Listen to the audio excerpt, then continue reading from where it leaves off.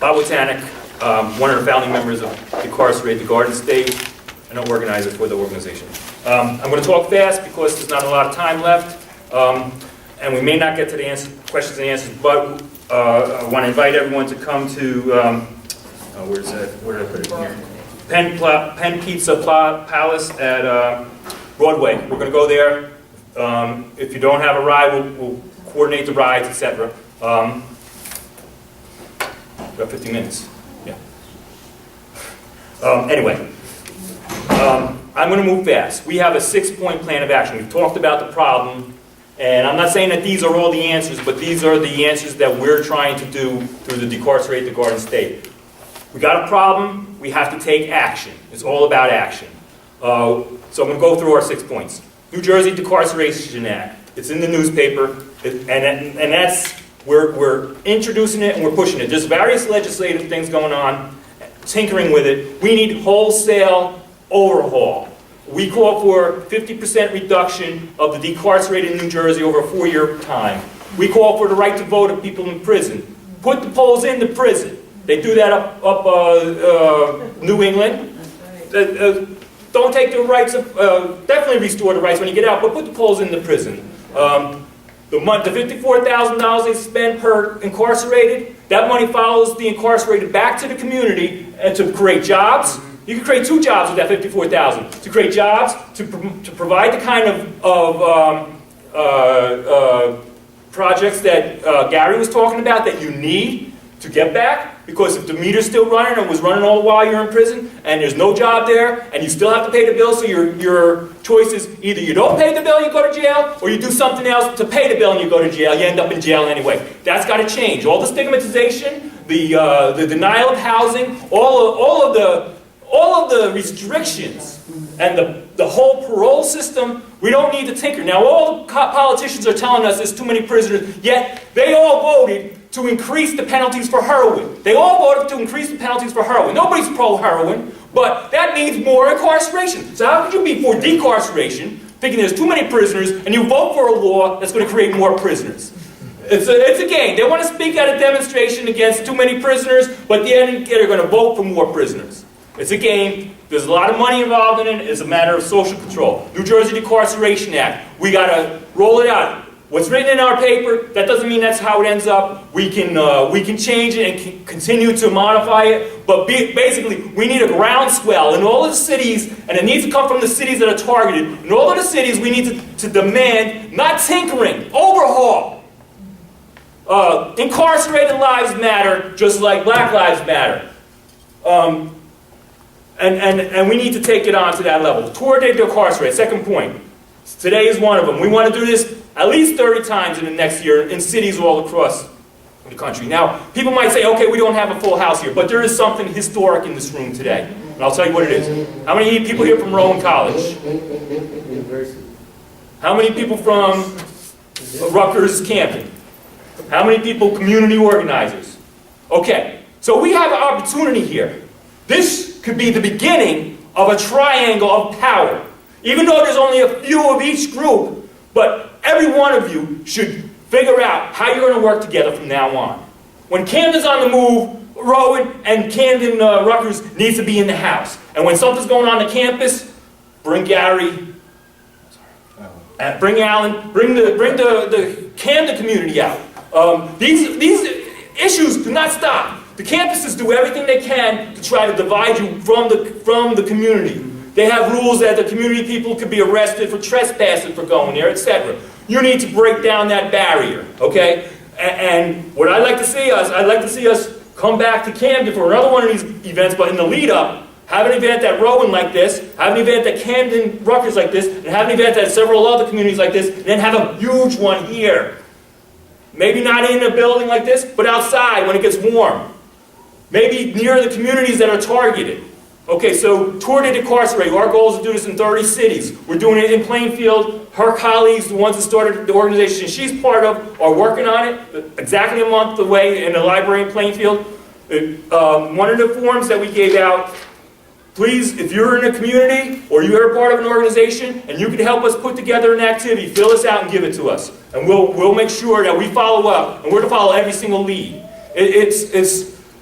Believe me, the corporations, they got everything all divided up. They got people to do all the different jobs, and they all get paid. We're like ragtag. We're all involved in a million different things. We're not paid. We're doing it part-time, but we need to try to strategically organize ourselves in a way. So we need to follow every lead. We want to do this in 30 cities, and if we could do it in 60 cities, that's even better. But what we need to do is build a groundswell of a movement, just like what's happening around the police killing. We need to do it around this issue. And Gary talked about what happened with Southwoods. That might not even be the whole story. I don't know what the whole story is. But incarcerated lives matter. It's so much easier to kill people in prison than it is on the streets by police, because there are no newspapers or videos or whatever, and they can kill people a million different ways in prison. And they do it all the time. 1 out of 20 people in prison are going to die there. So that's in New Jersey, 1,000 of the currently incarcerated are going to die in prison. Now, some of them might have died anyway, a lot of them wouldn't have. So that means you got hundreds, at least, of the people in prison are going to be killed in part because of the incarceration system. Incarcerated lives matter. We need to be just as much up in arms about that as we are about people getting killed in the street by police bullets. Next, we got media. We have our newspaper. Please take copies. Take 10, take 20, take 100. If you can get them out, you're going to get them into the university, into the community, take them. We're going to have another issue soon. We got a Facebook group, join. We got a nightly newspaper that goes out on the internet called the New Jersey Decarcerator Daily. We have a blog site. If you're a writer, you can become a writer for that, and that stuff gets promoted. We promote all our writers. Everyone's a writer. You could all write. If you could write a status with your political view on Facebook, you could easily convert that to an article. Let's all be part of spreading and increasing this message. That's our media outreach. Justice Committee. People who are incarcerated are abused in so many ways, and they need support from the outside. We have, and also people who are over-sentenced, over-prosecuted, innocent people are in prison, political prisoners. All of this stuff needs Justice Committee on the outside. If the incarcerated start to make their move and start to protest the conditions, they're going to suffer severely repression. We need to be out on the outside watching and supporting. So Justice Committee means that if somebody's having visitation rights problems, we can put the word out to call the warden and get it resolved, or at least let them know that we're watching. So the Justice Committee is about all those things: political prisoners, people who are over-sentenced, people who are innocent, or people who are suffering abuses, people who are in solitary, which is torture. All of these things, we need to see ourselves as a Justice Committee. Number 5, study group.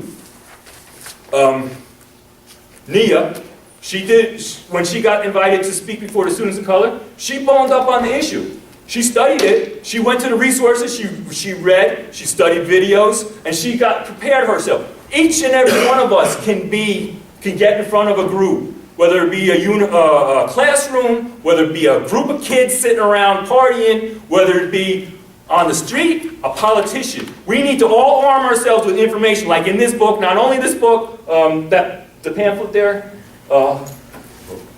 yeah, in this book as well, and there's lots of other books. There's tremendous amount of resources. Every one of us should become as expert as possible. We cannot bring they quit every single time. If we want to do 30, 60 of these, we need to all be the experts. So we all need to become very well versed in this issue. So study groups, if you're at a college, get 10 copies of this, all read it, get together every week and study. And it's free online. Yeah, exactly. And there's a lot of other stuff that's free as well. We got 5 minutes, right? No, we're closing now.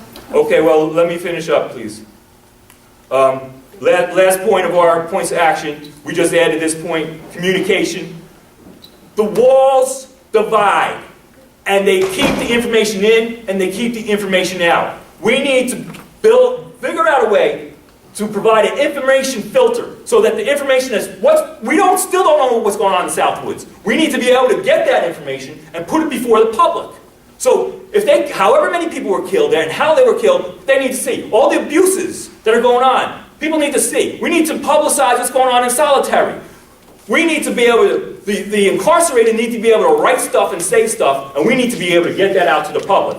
So the communication needs to come out from behind the walls, and we need to get our communication, our newspaper, The idea that we have a movement that we're beginning to form in there so that there's some hope. So the sixth point is we need to figure out how to establish communication, and we need to let the people on the inside know if they're ready to make the move, they're going to get support from the outside. We can't tell them what to do because when they move, they're putting their lives on the line. They can get killed in a million different ways. But when they need to know that if they decide to move, they're going to get support from the outside.